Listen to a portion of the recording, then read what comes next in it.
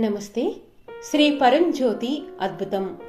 జార్ఖండ్కు చెందిన రేణుకా మండల్ గారు తనకు కలిగిన అనుభవాలను ఇలా తెలియజేస్తున్నారు. నేను క్రమం తప్పకుండా ఆనంద దీక్ష ప్రక్రియలలోనూ ముక్తి మోక్ష తరగతులలో పాల్గొంటూ ఉంటాను. ఈ తరగతులలో పాల్గొనడంతో నాలో చాలా మార్పులు కలిగాయి. నా అవగాహన స్థాయి గణనీయంగా పెరిగింది.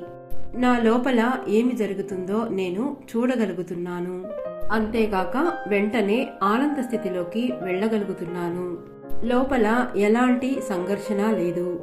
ఏదైనా పరిస్థితిలో నాకు కోపం వచ్చినప్పుడు లోపల కలవరం యొక్క కారణాన్ని నేను చూడగలుగుతున్నాను.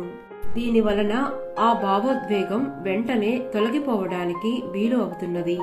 ఇంతకు ముందు నేను ఏదైనా పనిని పూర్తి చేయవలసి వచ్చినప్పుడు నేను చేతిలో ఉన్న పనిని ఎలా పూర్తి చేయగలను అనే దాని గురించి చాలా అనవసరమైన ఆలోచనలు నన్ను ఇబ్బంది పెట్టి ఒత్తిడికి గురిచేసేవి. అయితే ఇప్పుడు నేను ఎలాంటి మానసిక ఒత్తిడి లేకుండా సులభంగా పనిని పూర్తి చేస్తున్నాను.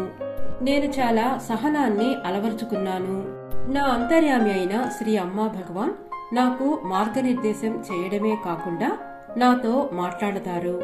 ఇంకా ఏ సమస్య నుండైనా బయటపడడానికి నాకు సహాయం చేస్తారు.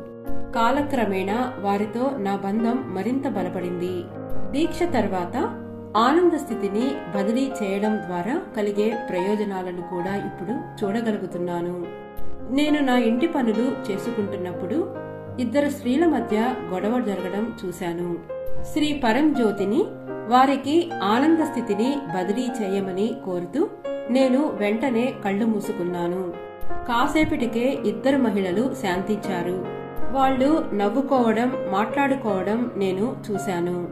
మరొక సందర్భంలో నేను పని కోసం ఒక పాఠశాలకు వెళ్లవలసి వచ్చింది. ఆ సంస్థ గురించి నేను చాలా ప్రతికూల విషయాలను విన్నాను. నేను భయాందోళనకు గురైనప్పటికీ పాఠశాల ఆవరణకి చేరుకోగానే శ్రీ పరంజ్యోతి ఉనికి కోసం ప్రార్థిస్తూ కాసేపు కూర్చున్నాను.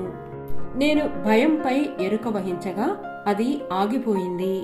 నేను పిల్లలు ఆడుకోవడం చూస్తుంటే శ్రీ పరంజ్యోతి నాకు ఆనంద స్థితిని ప్రసాదించారు. మొత్తం పాఠశాల అంతా గోల్డెన్ బాల్ తో ఆవరించబడడం చూసినప్పుడు నాలో నిండిన ఆనందాన్ని తెలియజేయడానికి మాటలు సరిపోవు. నాకు ఇంతటి అద్భుతమైన అనుభవాలను ప్రసాదించి మీ సైన్యంలో నన్ను ఒకరిగా చేసుకున్న నా ప్రియమైన శ్రీ అమ్మా భగవాన్ మీకు అనంత కోటి ధన్యవాదములు.